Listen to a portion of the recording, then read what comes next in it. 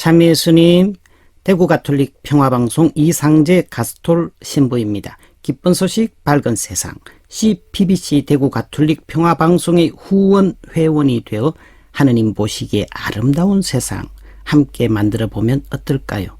여러분의 거룩한 후원의 손길 기다립니다.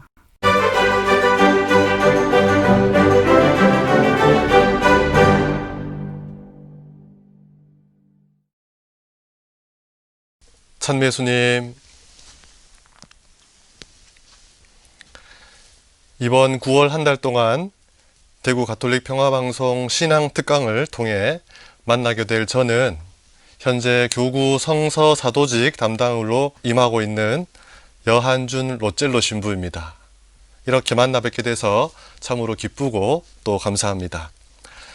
처음 신앙 특강에 대한 강사 섭외를 받았을 때 넓은 강당에서 수많은 사람들과 함께 강의를 하게 되면서 그분들과 얼굴을 마주하고 또 질문을 하고 대화를 나누면서 신나게 강의를 하게 될 줄 알았는데, 지금 이렇게 스튜디오에서, 아무도 없는 스튜디오에서 카메라를 앞에 두고 혼자서 강의를 한다는 것이 아직까지 저에게는 낯설고 생소하게만 여겨집니다.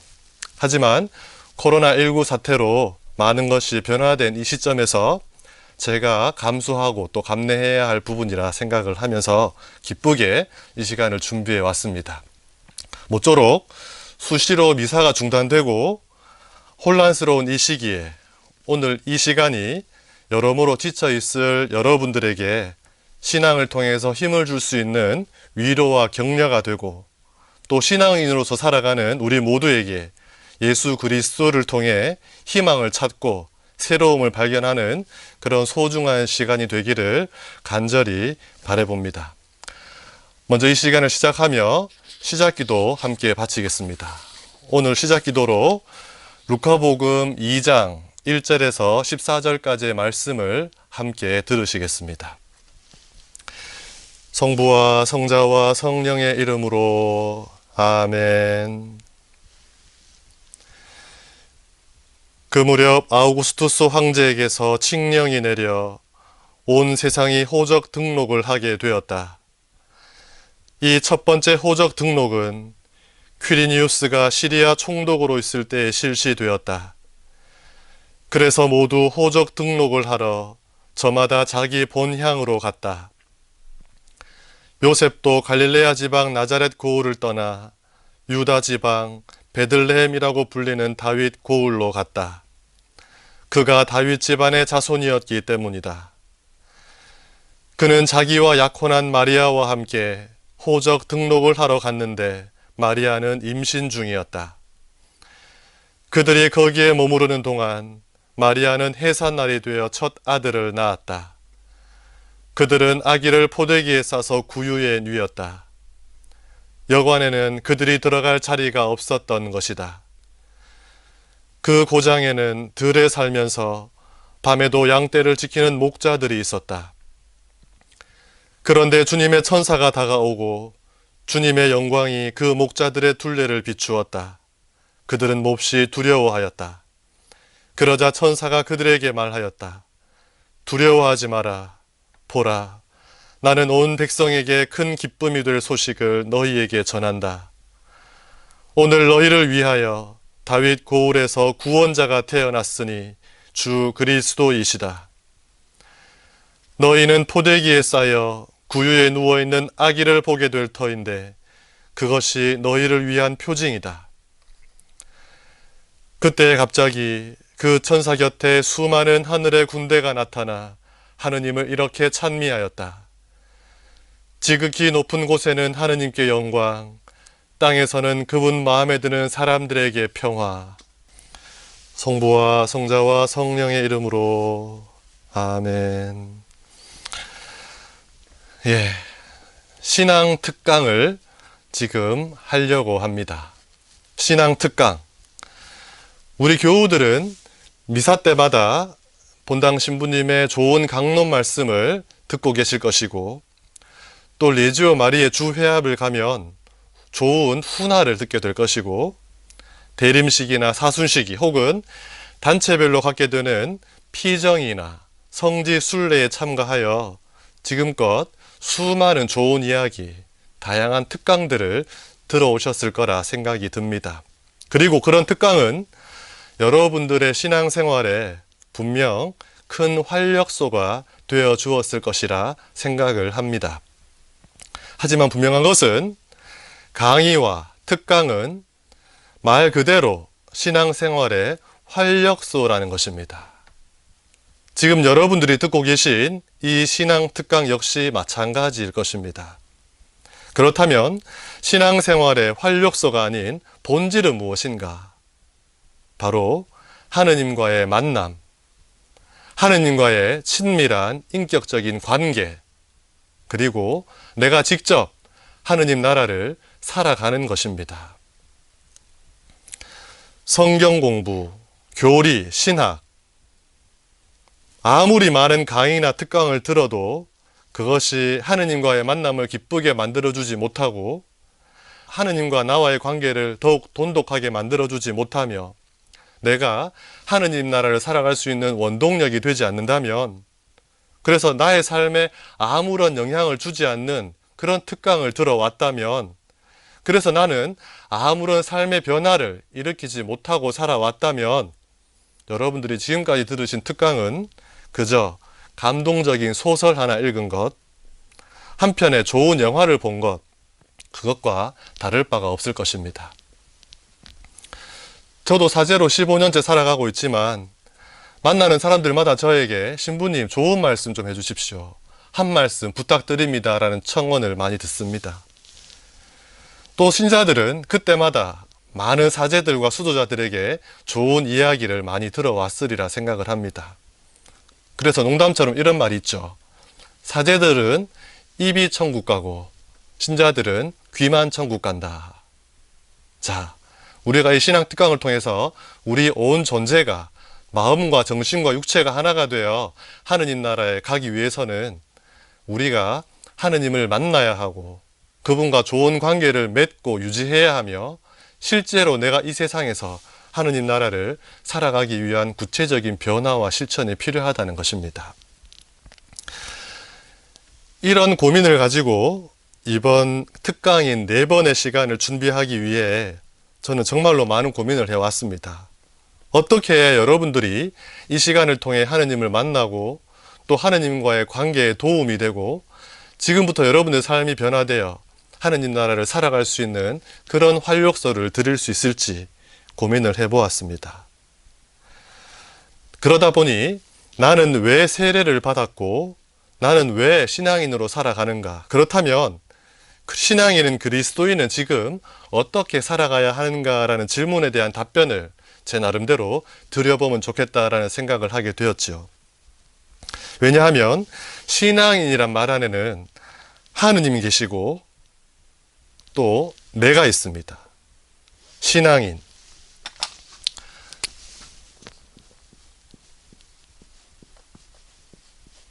이 신앙이라는 말 안에는 분명 믿을 대상인 하느님이 계시고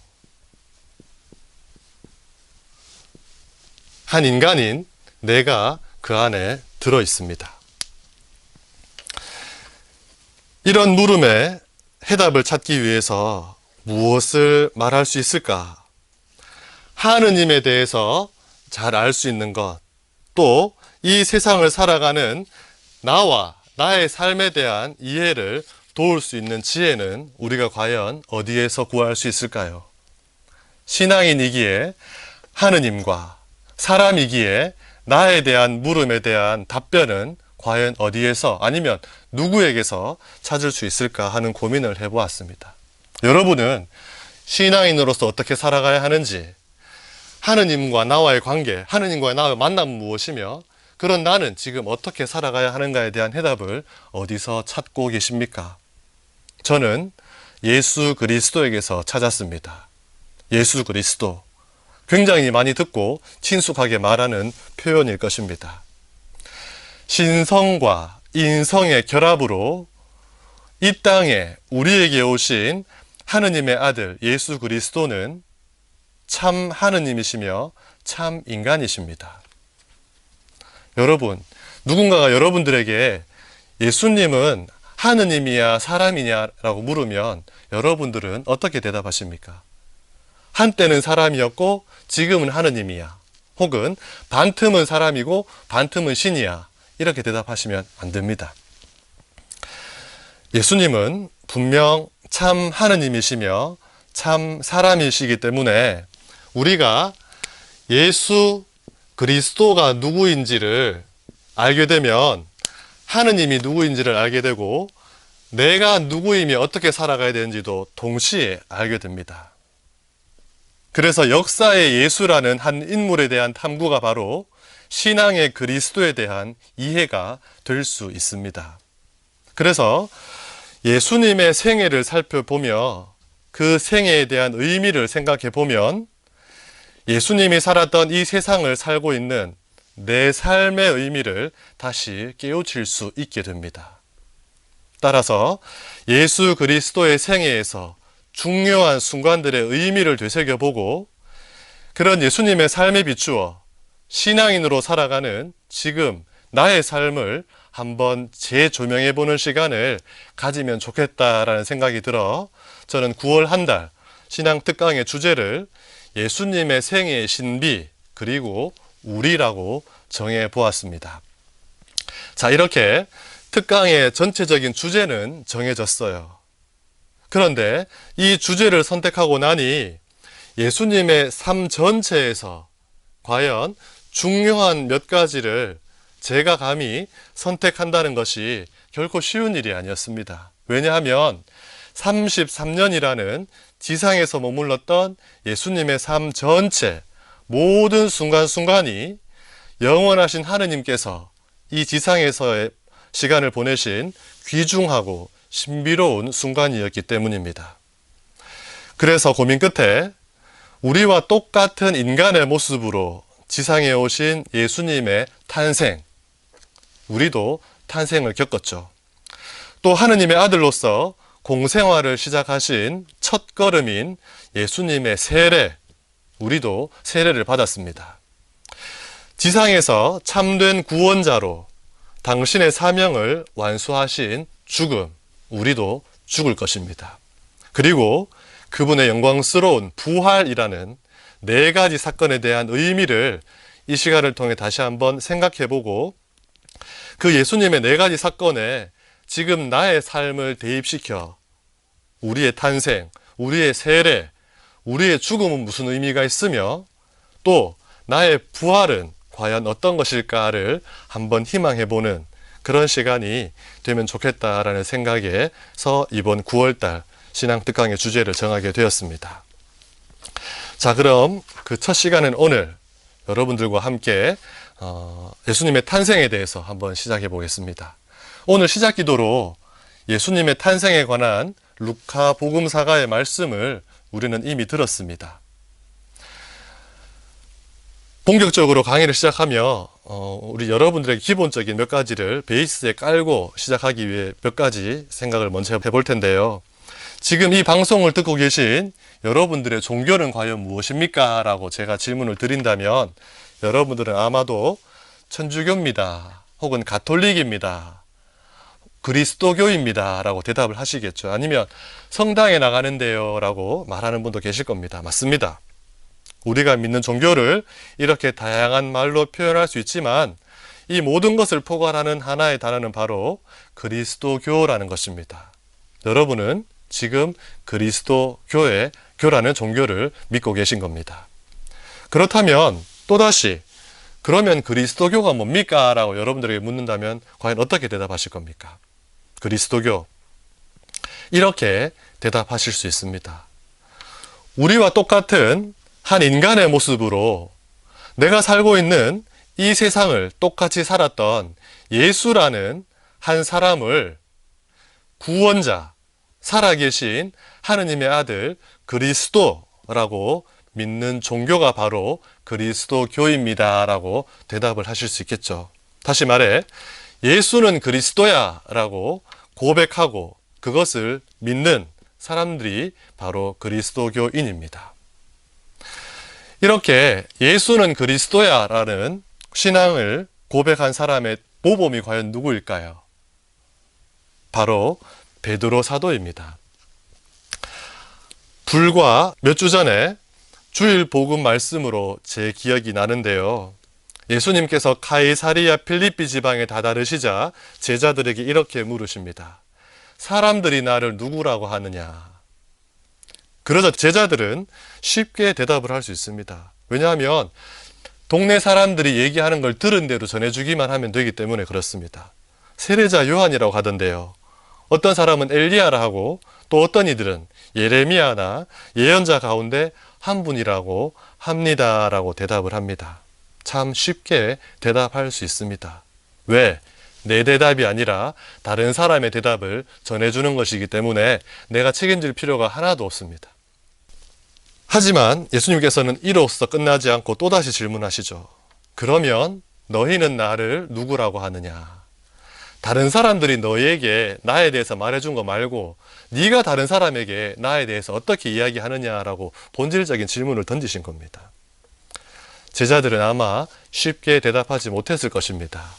상상해보자면 서로 네가 대답하라고, 네가 대답해보라며 눈치를 주었거나 아니면 가장 으뜸 사도였던 베드로에게 빨리 뭐라고 대답 좀 해보라며 눈짓을 했을지도 모를 일입니다.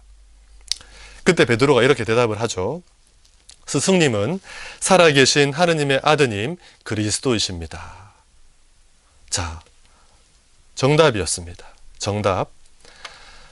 한 사람을 하느님의 아들 그리스도라고 고백하는 것, 또 믿는 것, 이것이 바로 그리스도교 신앙의 본질이기 때문에 그렇습니다. 하지만 안타깝게도 베드로의 이 대답을 두고 예수님은 이렇게 말씀하시죠.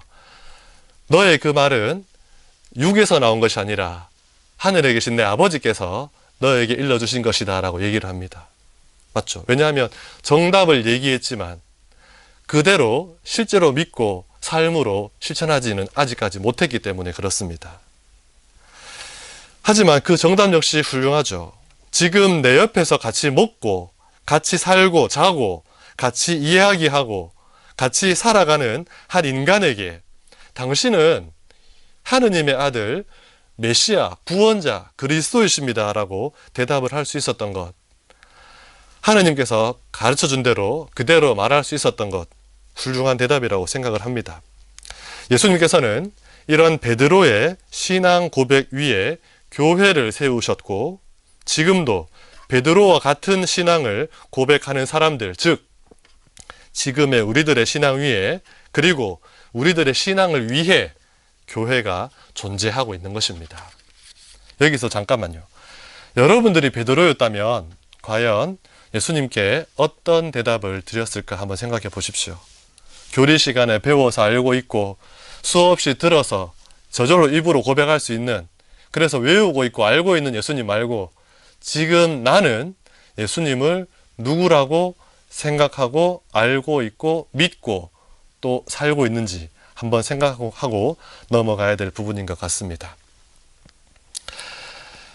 자, 분명한 것은 예수님께서 하느님의 아들 그리스도라는 것, 그리고 그런 신앙으로 살아가는 사람들, 그것을 나의 신앙으로 고백하는 사람들이 모인 사람들의 공동체가 바로 교회라는 것입니다. 예수님이 하느님의 아들 그리스도라는 것, 이것은 사실상 교회사 안에서도 교회와 또 신앙의 기반이 되는 중요한 질문이었습니다. 사람이 어떻게 하느님이야? 혹은 하느님이 어떻게 사람으로 될 수 있어? 그러니 외모는 사람이지만 정신과 마음은 하느님이 아닐까? 혹은 하느님이 잠시 사람의 모습으로 이 땅에 들렸다 가신 게 아닌가? 몸은 껍데기일 뿐이요 그 말씀과 정신만 하느님이 아닌가? 하느님께서 잠시 하늘을 비우시고 한 인간의 몸을 빌려 3년간 왔다 떠난 것이 아닌가 등과 같은 예수님의 존재에 대한 수많은 의문들이 초대교회 때부터 늘 있어 왔었고, 그 의문에 대한 인간적인 답변을 시도했던 사람들이 수많은 이단자가 되었습니다. 왜냐하면 인성과 신성의 결합이라는 육하의 신비를 인간의 지혜로 도저히 풀어낼 수 없었던 것임에도 불구하고 사람들은 자신의 지혜로 그 신비를 풀어내려 하다 보니 이단으로 빠지기도 했다는 것입니다.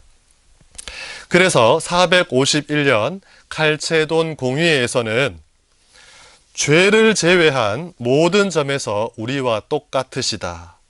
혼합되지 않고 나누어지지 않는 신성과 인성, 두 본성 안에 한 분이시고 같은 분이신 그리스도라는 정식을 완성하였습니다. 즉, 예수님은 우리와 죄 빼고는 모든 점이 똑같은 인간이시고 하느님과 완전히 똑같은 하느님이시라는 겁니다. 이것이 바로 육화의 신비입니다. 그래서 예수님은 하느님이 어떤 분이신지, 하느님의 뜻이 무엇인지 우리에게 가장 정확히 알려주시는 분이시기에 우리는 예수님을 두고 하느님 계시의 완성, 하느님 계시의 절정이라고 표현합니다. 실제로 예수님도 우리에게 이런 말씀하셨죠. 나를 본 것은 아버지를 본 것이다 라고 말씀을 하셨습니다. 이렇게 예수님을 알면 하느님이 누구인지, 하느님의 뜻이 무엇인지 우리는 정확히 알게 됩니다. 동시에 예수님을 알면 우리가 신앙인으로서, 한 인간으로서 이 세상을 어떻게 살아가야 하는지 그 해답을 찾을 수 있습니다. 왜냐하면 예수님은 한 인간으로서 세상을 살았던 신앙의 완벽한 표본, 완전한 신앙인의 모델이시기 때문입니다. 다시 말하면 하느님은 누구이신가에 대한 해답이며 동시에 사람은 어떻게 살아야 하는가에 대한 정답이기도 하다는 겁니다. 예수님은 온전히 하느님이시며 완전한 사람이기 때문에 그렇습니다. 그래서 우리는 그리스도를 통하여 그리스도와 함께 그리스도 안에서 하느님과 하나가 되는 것이고, 그래서 우리는 예수님을 길이요, 진리요, 생명이라고 이야기를 합니다. 이렇게 우리를 향한 하느님의 구원은 온전히 예수 그리스도를 통해서 이루어졌으며 이 위대한 구원의 시작은 바로 거룩하신 하느님께서 미천한 또 나약한 인간의 육신을 취하시고 영원하신 하느님께서 제한적인 시간과 역사 안으로 들어와 주신 예수님의 탄생에서부터 시작이 됩니다. 그래서 예수님의 탄생, 강생을 두고 신학자들은 이렇게 이야기합니다. 하느님의 역사 안에서 그리스도를 통하여 이루어지는 구원의 중심 사건이 바로 탄생이다. 예수님의 탄생이다. 또 다른 말로 하느님 나라가 시작되었다는 것을 장엄하게 알리는 그 시작이다. 또 구약에 이미 암시되어 있던 하느님 약속의 완성이 바로 예수 그리스도의 탄생이다라고 이야기를 하기도 합니다. 그렇다면 지금부터 하느님이신 예수 그리스도께서 사람의 몸을 취하시어 세상에 강생하시고 육화하신 예수님의 탄생에 대한 이야기를 해보겠습니다. 자, 여러분은 예수님의 탄생하면 무엇이 먼저 떠오르십니까?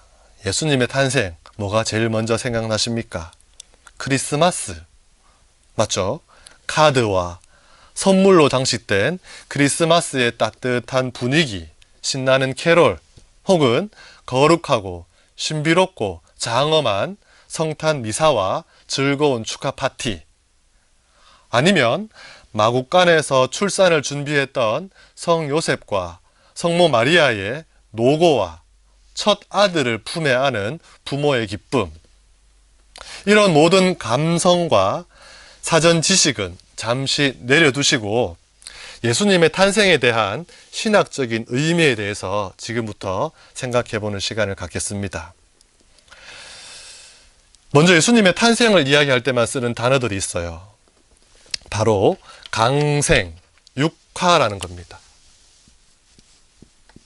강생, 그리고 육화. 물론 이 단어를 구분해서 표현할 수는 있지만 우리는 예수님의 탄생을 이야기할 때 하나로 묶어서 같은 의미로 생각합니다. 왜냐하면 지금부터 그 내용을 설명드릴 텐데요.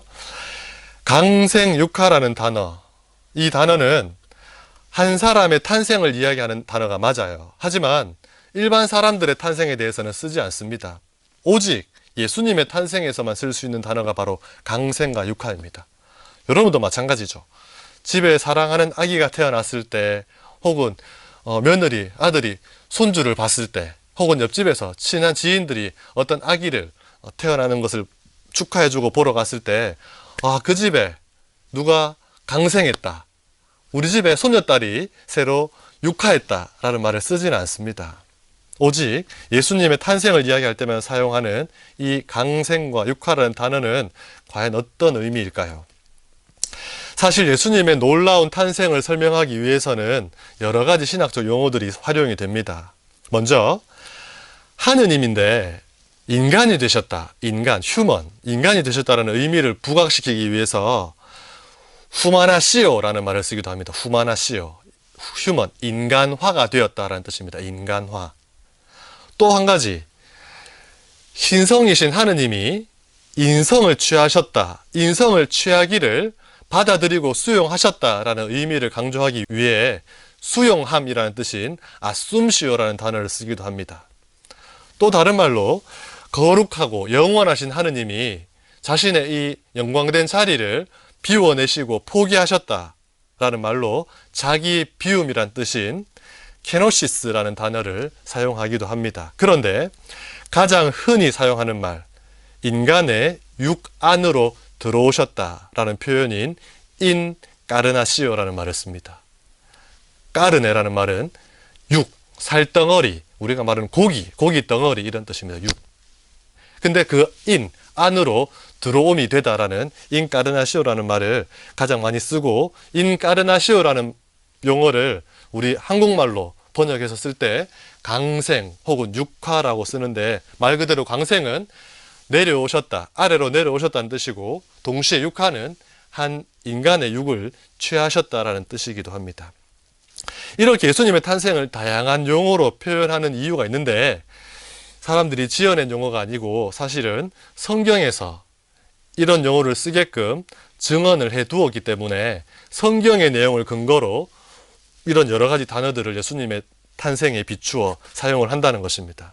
그래서 성경 이야기를 잠시 들어보고 넘어갈 텐데요. 먼저 로마서 8장 3절의 말씀입니다.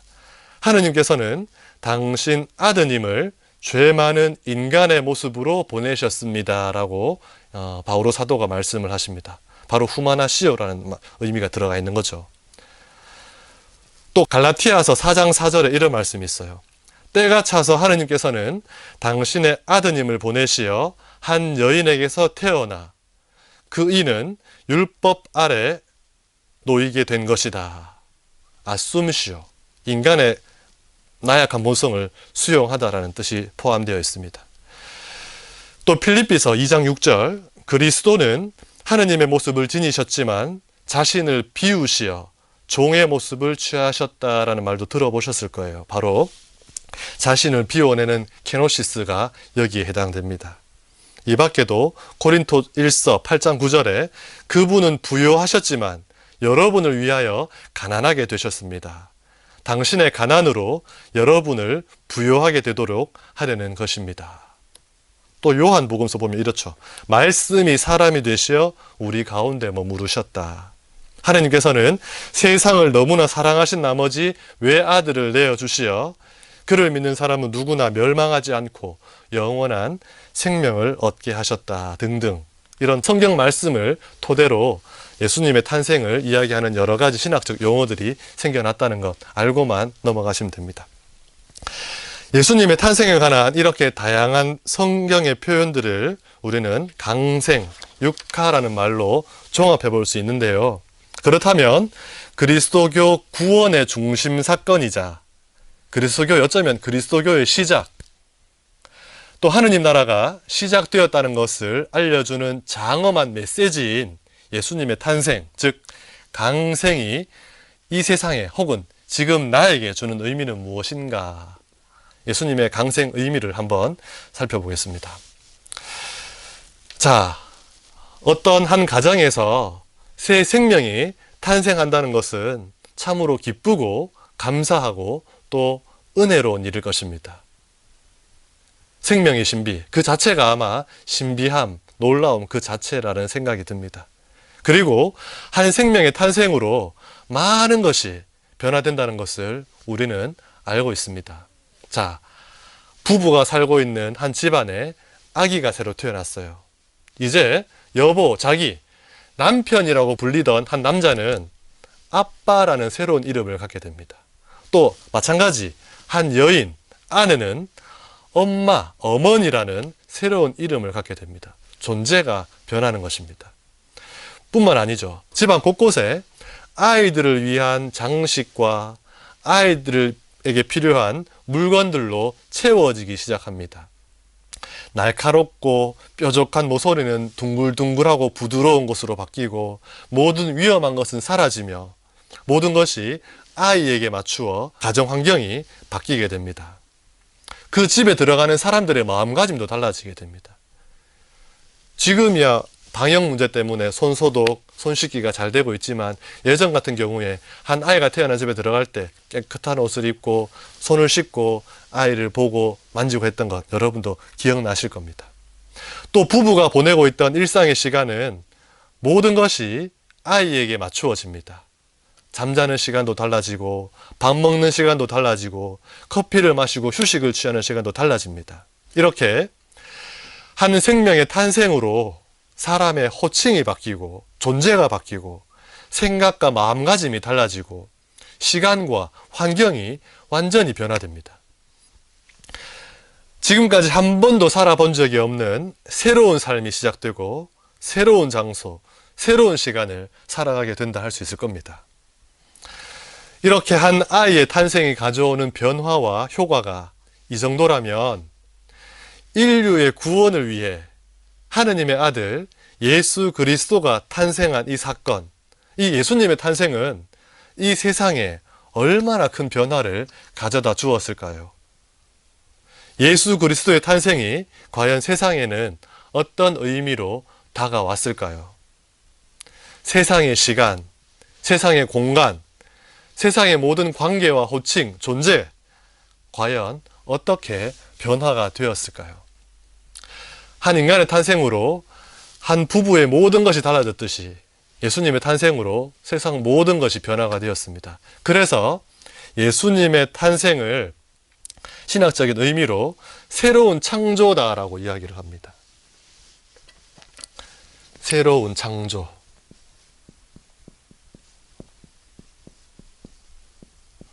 하느님의 창조는 이미 이루어졌죠. 그런데 왜 예수님의 탄생을 두고 새 창조라는 이렇게 큰 말을 표현할 수 있을까? 앞서 말씀드린 바와 같이 예수님의 강생은 하느님 나라의 시작을 알리는 장엄한 메시지였습니다. 아마 예수님이 탄생하지 않았다면 하느님 나라가 무엇인지 또 하느님 나라가 언제 시작되었는지 우리는 모르고 지금까지 살아왔겠죠. 공생활을 시작하신 예수님의 복음 선포의 시작이 여러분은 무엇이라고 생각합니까? 예수님의 복음 선포의 핵심, 예수님 복음 선포 메시지의 가장 중요한 포인트는 무엇일까요? 라고 제가 신자들에게 물으면 19은 이렇게 대답하십니다. 사랑입니다 라고 대답을 하세요. 예수님이 우리에게 알려준 복음의 기쁜 소식, 복음의 핵심은 바로 사랑입니다 라고 대답을 하십니다. 저는 거기에 대고 땡이라고 합니다. 땡. 100점 중에 한 10점 될 수 있습니다. 하지만 예수님의 복음 메시지의 핵심은 바로 하느님 나라입니다. 하느님 나라. 하느님 나라를 살아가는 새로운 이스라엘인 우리들이 지킬 계명이 바로 사랑이죠. 하느님 나라를 살아가기 위해 지켜야 될 규칙, 법률, 계명, 그것이 바로 사랑이라는 겁니다. 근데 복음의 핵심은 바로 하느님 나라였습니다. 실제로 마태복음 4장 17절 예수님이 공생활을 시작하시며 첫 번째 내뱉은 말씀 회개하여라 하늘나라가 가까이 왔다라는 것을 여러분은 이미 들어서 알고 계십니다. 예수님께서 공생활 내내 당신의 말씀과 행위와 또 수많은 비유와 기적을 통해 직접 보여주시고 가르쳐주시고 알려주시고 깨닫게 해주신 것은 바로 하느님 나라였습니다. 하느님 나라. 이렇게 하느님 나라는 하느님의 현존입니다. 하느님 나라가 뭐예요? 대한민국이라는 나라도 있고 일본, 중국이라는 나라는 분명히 정해져 있죠. 국민이 있고 땅이 있고 법이 있습니다. 근데 과연 하느님 나라는 뭔가? 하느님 나라는 이것입니다.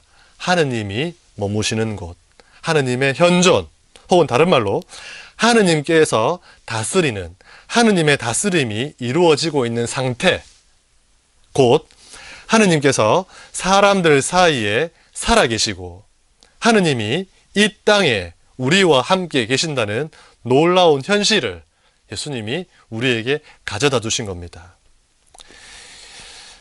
하느님께서는 저 높은 하늘 위에 계시거나 거룩하고 고요한 성전 안에만 머물러 계시지 않고 죄가 있고 제한적이고 또 모든 게 부족하고 나약한 이 세상에 하느님이 계시다는 것. 하느님께서 율법을 철저하게 지키는 이스라엘 사람들만을 구원하시는 것이 아니라 죄인들을 용서하시고 아픈 사람들을 낫게 해주신다는 것. 하느님께서 부자와 권력자들과만 함께 계신 것이 아니라 가난하고 소외된 사람, 고아와 과부와도 함께 하신다는 것.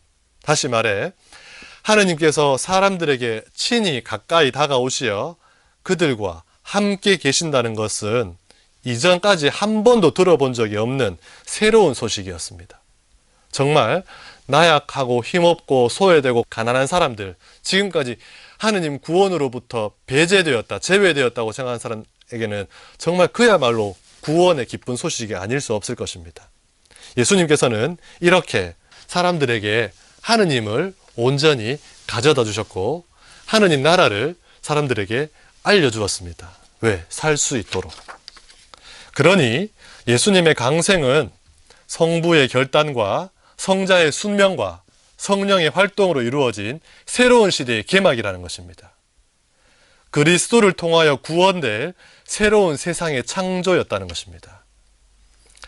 삼위일체이신 하느님이 인간 구원을 위해 역동적인 움직임이 시작되었다는 첫 걸음이었다는 것입니다. 전에는 한 번도 없었던 새로운 시대, 새로운 세상이 예수님의 탄생으로 시작된 것입니다. 그래서 예수님의 탄생을 새 창조라고 합니다. 이제까지, 아니 지금이 아니라 예수님이 탄생하기 전 이스라엘 백성들을 한번 생각해 보시면 이제까지 철저하게 지켜지던 경계, 선과 악, 거룩함과 속된 것, 깨끗함과 부정한 것, 의인과 죄인, 이러한 단절, 구분, 분리, 경계가 다 허물어지고 완전히 새로운 세상, 하늘과 땅이 하나가 되고 하느님과 인간이 하나가 되고 유한함과 무한함이 하나가 되어 더 이상 어떤 차별도 구분도 경계도 없는 새로운 세상이 예수님의 탄생으로 인해서 시작이 되었다는 것입니다. 하느님이 사람이 되어 오셨고 영원하신 분이 유한하고 제한적인 공간으로 들어오셨다는 거죠. 하나가 되었다는 것입니다. 예수님의 탄생으로 인해 모든 만물이 새롭게 시작되었다는 의미로 예수님의 탄생을 우리는 신학 안에서 새 창조라고 이야기를 한다는 겁니다. 하느님이 우리와 함께 하시는 새로운 세상이 열렸기 때문입니다. 바로 예수님의 탄생 덕분에. 자, 코로나19 사태를 맞이한 오늘날 우리는 이런 시대를 비대면 사회, 지금 여러분과 저도 지금 비대면으로 만나고 있습니다. 그래서 언택트 시대, 또 디지털로 만나는 온택트 시대, 혹은 코로나와 함께 살아간다는 위드 코로나 시대라는 표현을 쓰고 있죠. 모든 평범한 가치와 기준들이 지금까지 당연하게 여기지 않던 것들이 이제는 당연하고 평범하게 여겨야 되는 뉴 노멀 시대라고도 이야기를 합니다. 포스트 코로나 시대라고 하면서 코로나를 기준으로 그 전과 그 후의 세상을 구분하며 세상의 변화를 이야기하고 있습니다. 또 그 변화에 맞추어 우리는 잘 적응해 가려고 노력을 하고 있습니다. 세상의 많은 것들이 실제로 변화되었다는 것을 인정하고 또 실감하기 때문에 그렇습니다. 자, 눈에 보이지 않는 바이러스 하나가 세상을 변화시켰습니다. 자, 그런데 예수님의 탄생은 이것보다 훨씬 더 큰 변화, 비교도 할 수 없는 이 코로나라는 바이러스와 비교할 수 없는 큰 변화를 세상에 가져왔다는 거죠. 그래서 너무나도 큰 변화이기 때문에 이것은 아예 새로 창조한 것과 같다라는 의미로 예수님의 탄생을 새 창조라고 이야기한다는 것입니다. 자, 이 정도 말하면 충분히 여러분들이 이해되셨으리라고 생각을 합니다. 이렇게 새롭게 모든 세상의 시간과 장소와 존재를 변화시킨 새 창조가 바로 예수님의 탄생입니다. 하느님이 함께 살아가는 역사와 세상, 모든 차별과 구분이 사라지고 하느님의 사랑과 구원이 모든 인류에게 동등하게 베풀어지는 시대가 바로 예수님의 탄생, 예수님의 육화에서 시작되었기 때문입니다. 이것이 바로 예수님 탄생의 첫 번째 의미입니다. 예수님 탄생의 두 번째 의미, 바로 성부, 아버지 하느님의 자기 계시였습니다. 계시란 말, 감추어진 것을 드러내 보여주는 것이라는 말의 신학적인 용어죠. 하느님에게만 사용되는 용어입니다.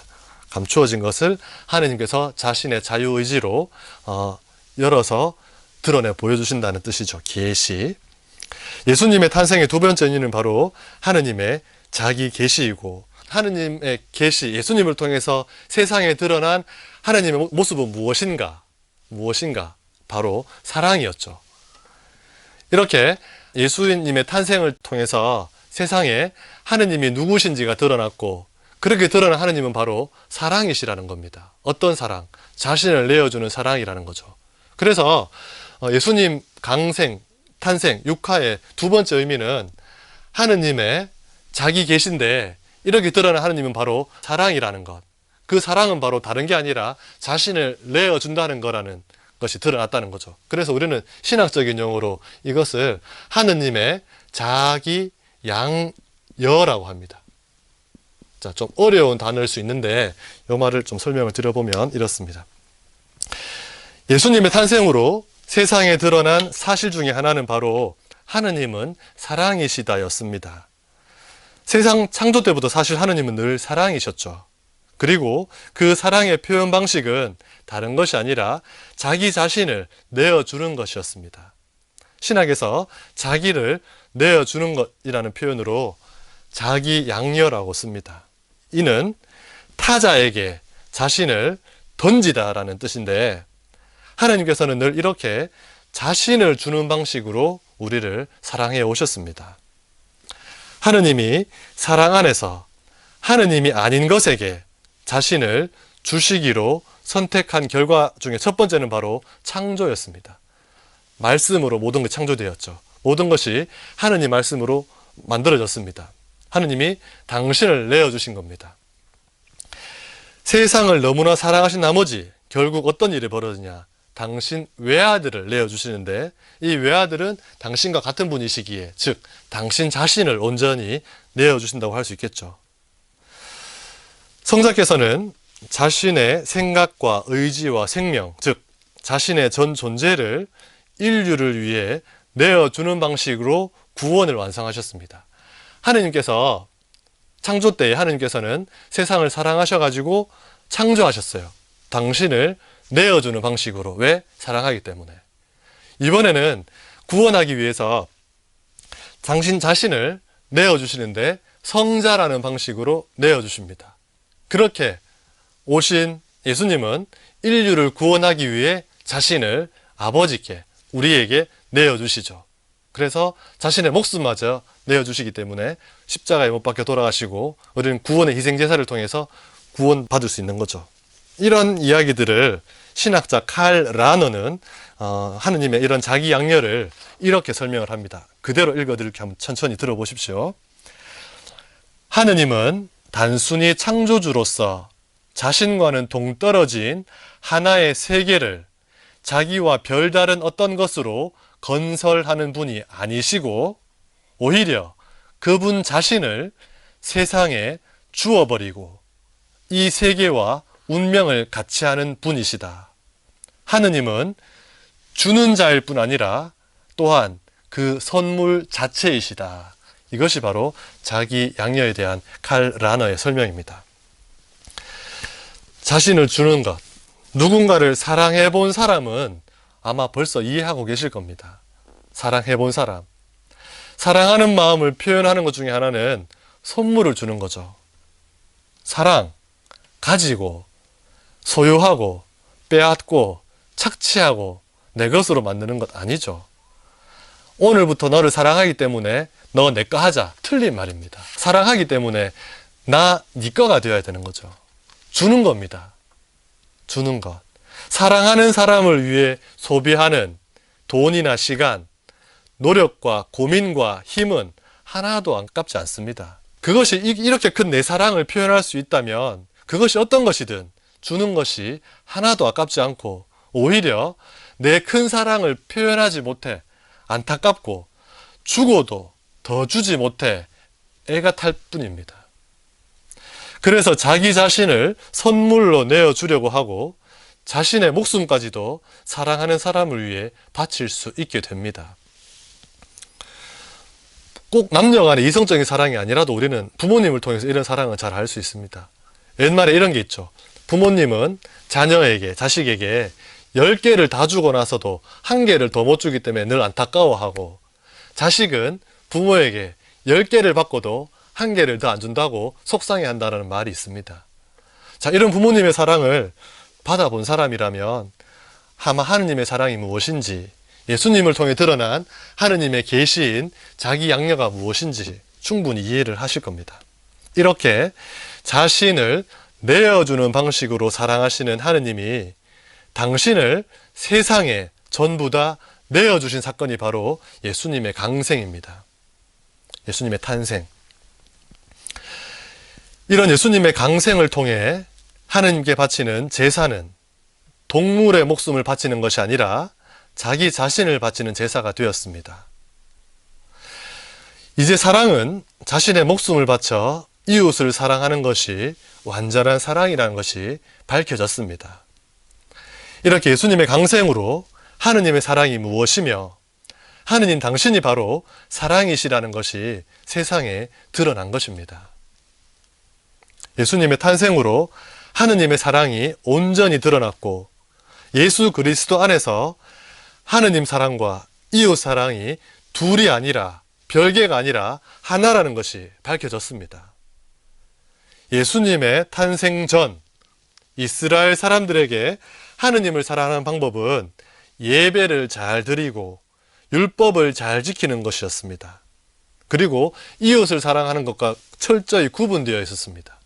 예배를 잘 드리고 좋은 제물을 바치고 합당하게 참여하고 율법 계명을 잘 지키면 나는 하느님 사랑한다라고 말할 수 있었습니다. 하지만 이웃 사랑과는 거리가 멀었죠. 하지만 예수님의 탄생으로 이제 이것이 둘이 아니라 하나라는 것이 밝혀졌습니다. 사람이신 예수님을 사랑하면 이제는 하느님을 사랑하는 것이 되었다는 것입니다.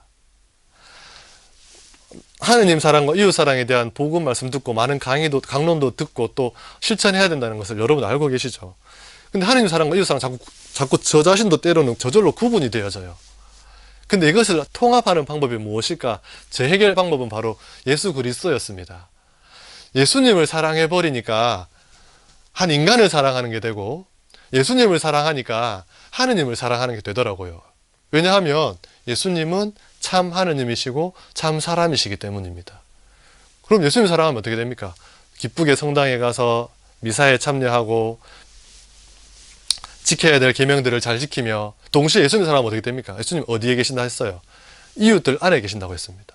그래서 예수님을 사랑하면 하느님 사랑과 이웃 사랑이 둘이 아니고 하나라는 것을 여러분도 또 알고 또 체험하시게 될 겁니다.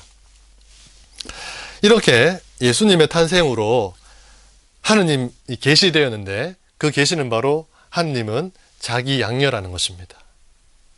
그래서 하느님이 어떻게 사랑하시는지 또 우리가 어떻게 사랑해야 하는지 하느님은 누구이신지가 예수님의 탄생으로 밝혀졌다는 것입니다. 이렇게 예수님 탄생의 첫 번째 의미는 새 창조, 두 번째 의미는 하느님의 자기 양녀가 되겠죠. 세 번째, 예수님 탄생의 세 번째 의미는 바로 하느님과 인간이 하나가 되었다는 것입니다. 하느님과 인간의 일치.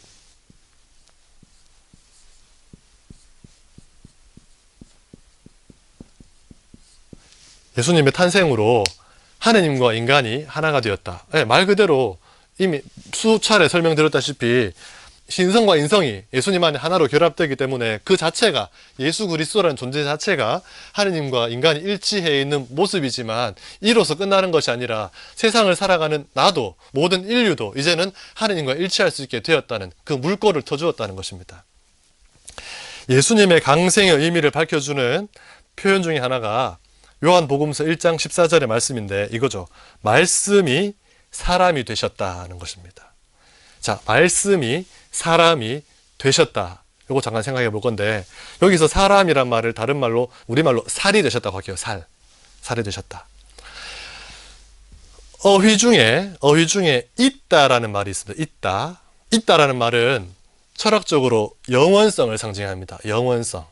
있다라는 말. 자, 하느님은 있는 분이십니다. 태초에 말씀이 계셨다. 하느님이 있었다. 있는 분이십니다.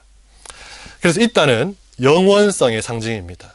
시간과 역사를 초월하여 영원히 있는 분이 바로 하느님이십니다. 하느님은 있는 분이십니다.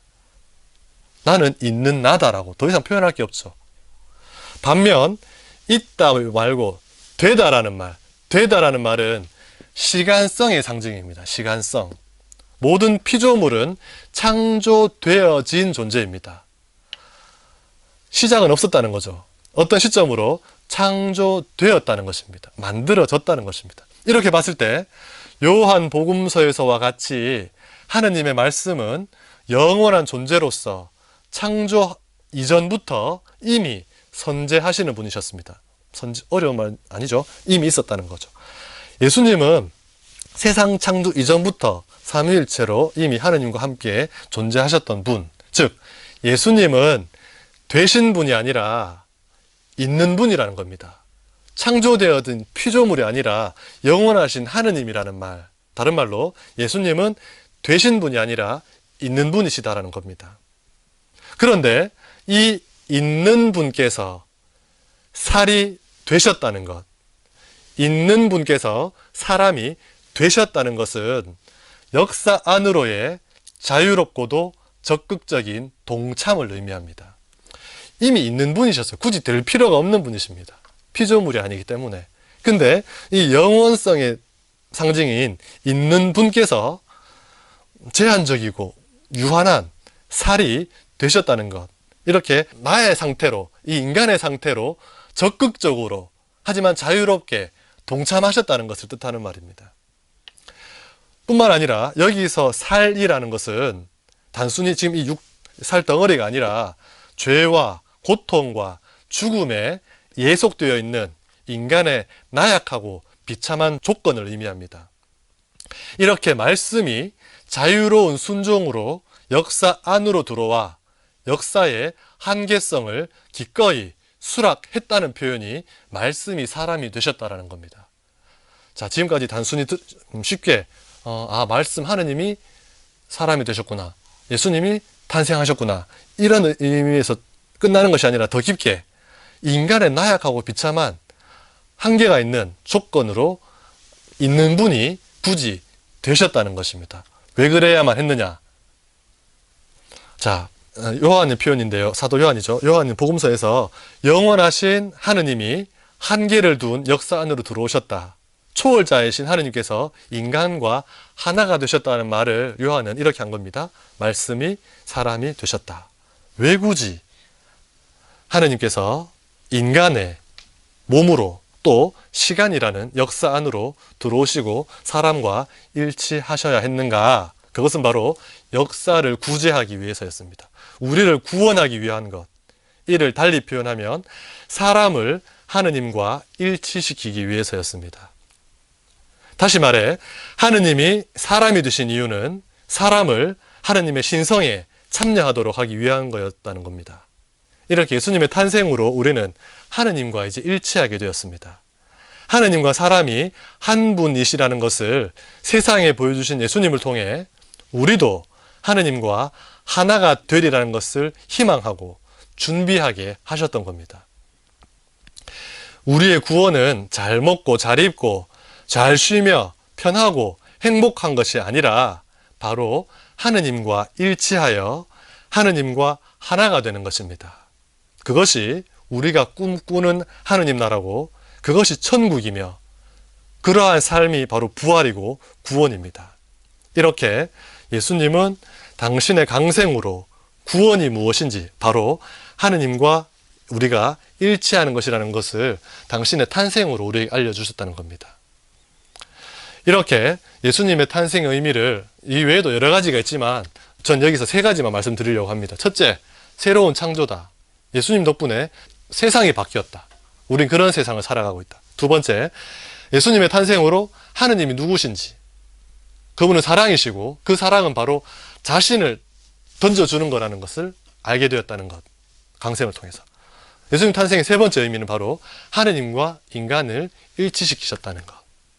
이것이 바로 예수님 탄생이 우리에게 주는 의미라는 것을 말씀드리고, 오늘은 여기에서 마무리를 짓겠습니다. 아마 이후에 이 세 가지 의미가 지금 나의 삶과 어떻게 연결되는지를 설명해 드려야 되는데 다음 시간에 이어서 설명하고 이어가도록 하겠습니다. 네, 수고하셨습니다. 마친 기도로 영광송 함께 마치겠습니다. 성부와 성자와 성령의 이름으로 아멘. 영광이 성부와 성자와 성령께 처음과 같이 이제와 항상 영원히 아멘. 성부와 성자와 성령의 이름으로 아멘. 수고하셨습니다.